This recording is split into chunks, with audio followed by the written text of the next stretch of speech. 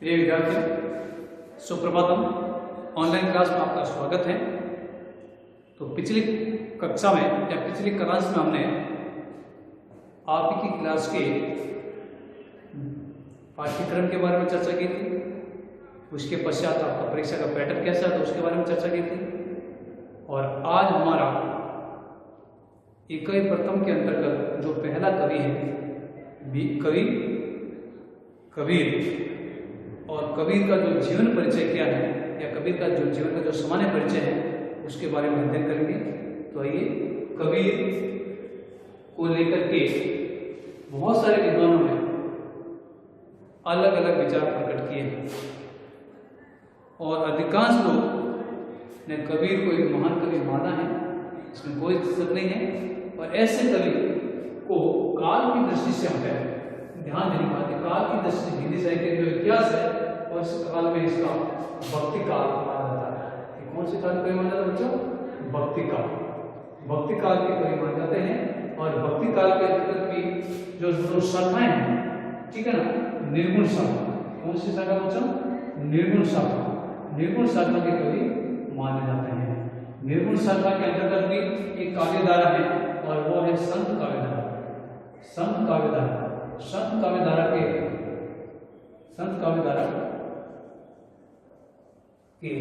प्रतिनिधि कवि है। कैसे कवि बच्चों है? प्रतिनिधि कवि हैं। कौन? कवि। यानी ये भक्ति काल के निर्गुण शाखा के अंतर्गत संत काव्यधारा के प्रतिनिधि कवि कबीर माने जाते हैं, ठीक है ना। कबीर के जन्म को लेकर के बहुत बड़े मतांतर विद्वानों ने अलग अलग मत प्रकट किया है और विकास विद्वान कहते हैं कबीर का जन्म 1358 ईस्वी में, ठीक है ना, काशी स्थान वर्तमान वाराणसी नाम है। काशी के पास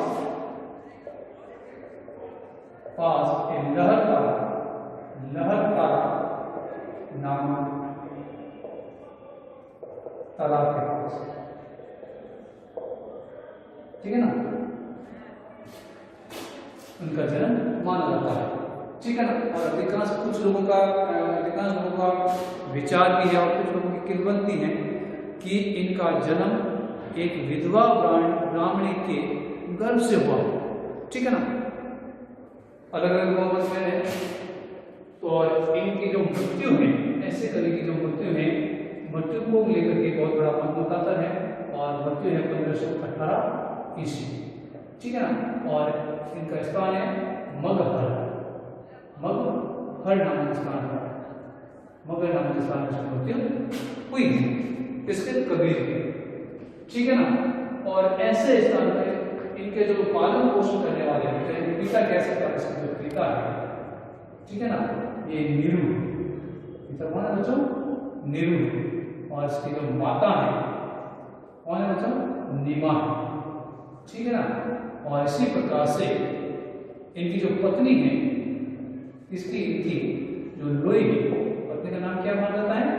लोई। इनकी जो पुत्र है उनका नाम है कमाल, और जो पुत्री है और उनका नाम है कमली। क्या नाम है उसका? कमली, ठीक है ना। इनका जो एक नीरू और निमा एक जुला परिवार, कैसे परिवार था? जुला परिवार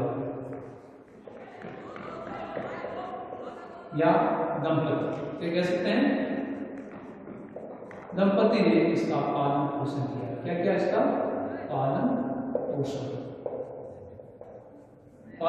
करने वाले कौन थे? ये जुदा परिवार था, दंपति जिसका नाम था नीरू, पिता माता नीमा, पत्नी लोई, पुत्र कमाल और पुत्री कमल। ध्यान देने की बात, उसकी जो पुत्री है कमली, वो भी कमली में एक विदुषी कवियत्री थी। जैसे कि बच्चों विदुषी कवियत्री,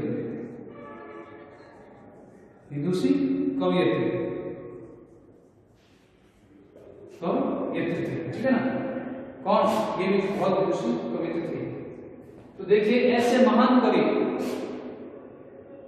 जो हिंदी साहित्य में हमें देखने को मिलते हैं, बहुत ही अच्छे कवि हैं। और इसी कबीर ने सबसे पहले भगवान के स्वरूप को लेकर के अपने विचार प्रकट किए और इन्होंने भगवान का जो स्वरूप है, ईश्वर का जो स्वरूप है, ईश्वर का स्वरूप कैसा माना है इन्होंने? ईश्वर का स्वरूप निर्गुण माना। निर्गुण का मतलब है निराकार। ईश्वर का स्वरूप निराकार माना है, ठीक है ना। इनके जो राम है, इनके कबीर के राम वो निर्गुण ब्रह्मा के रूप में कैसे हैं बच्चों? निर्गुण ब्रह्मा के रूप में निर्गुण ब्रह्मा के रूप में, निराकार ब्रह्मा के रूप में इनके राम है। राम सीता के पति नहीं, राम दशरथ के पुत्र नहीं है, राम ठीक है ना लक्ष्मण के भ्राता नहीं है, राम अयोध्या के नरेश नहीं, इनके राम निर्गुण ब्रह्मा है, बिल्कुल निराकार है। इस संसार में उनकी कोई संबंध नहीं है, लेकिन इनका जो निवास है, भगवान श्री राम का जो निवास है वो सृष्टि के कण कण में व्याप्त है। कहां पर? सृष्टि के कण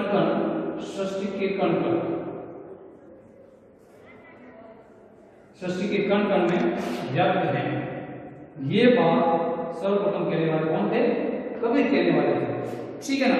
इस प्रकार से कबीर के अनुसार उनके जो प्रभु हैं, उनके जो ईश्वर हैं वो राम है, वो ब्रह्मा के स्वरूप में है, ठीक है ना। जिसका कोई वास्तविक आकार नहीं, कोई वास्तविक स्वरूप नहीं है, और वो एक सृष्टि के कण कण में व्याप्त है। और वही व्यक्ति इसको प्राप्त कर सकता है जिसका मन बिल्कुल स्वच्छ पवित्र हो, स्वच्छ जल धारा के समान हो।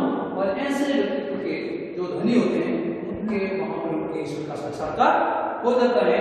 और ऐसे कवि ने अपने ईश्वर के बारे में अपने बात कही, ठीक है ना। और इसी प्रकार से कबीर का एक दृष्टि थे, ठीक है ना। इनके जो गुरु हैं, मान लीजिए ये रामानंद के गुरु कौन थे बच्चों?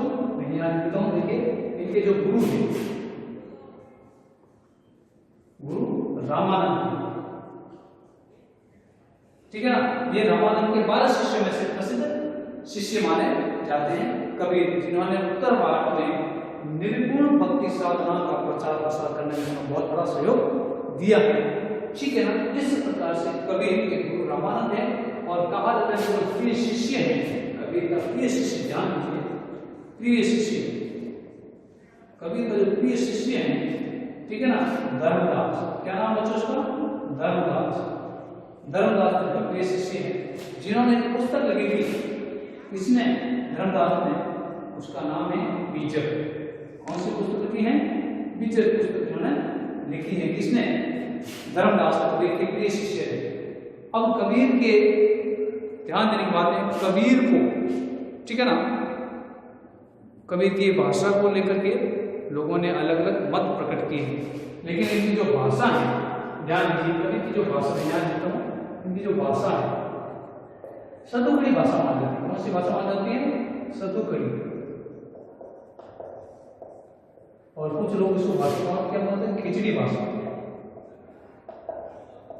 खिचड़ी बोलते हैं। इनकी भाषा को कुछ लोग पंचमेल की भाषा भी बोलते हैं। क्या बोलते हैं बच्चों? पंचमेल। अब पंचमेल में भाषा कौन कौन सी? देखिए, सबसे पहले राजस्थानी के बाद गुजराती, पंजाबी, खड़ी बोली,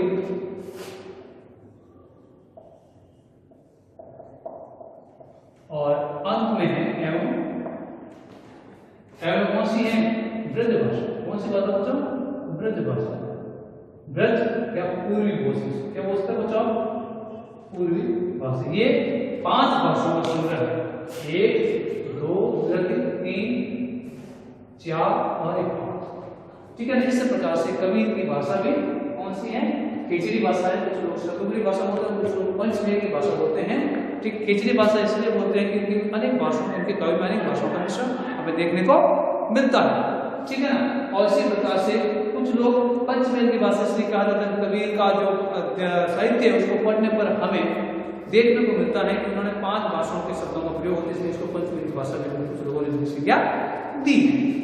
ठीक है ना। तो इस प्रकार से जो कबीर है हिंदी साहित्य में एकमात्र ऐसे कवि हैं जिन्होंने निर्गुण साधना की अपनी अभिव्यक्ति व्यक्त की है और अपने ईश्वर के स्वरूप को निराकार स्वरूप बताया है और गुरु के आदेश को सर्वोपरि बताया, गुरु के माध्यम से ईश्वर तक पहुंच सकते हैं। ये बात कहने वाले कौन थे? कबीर थे। और कबीर बिल्कुल निरक्षर थे। कैसे थे कबीर? निरक्षर थे, अक्षर ज्ञान नहीं था, बिल्कुल अनपढ़ थे। क्या थे वो? अनपढ़ थे, अक्षर ज्ञान नहीं था। ठीक है ना।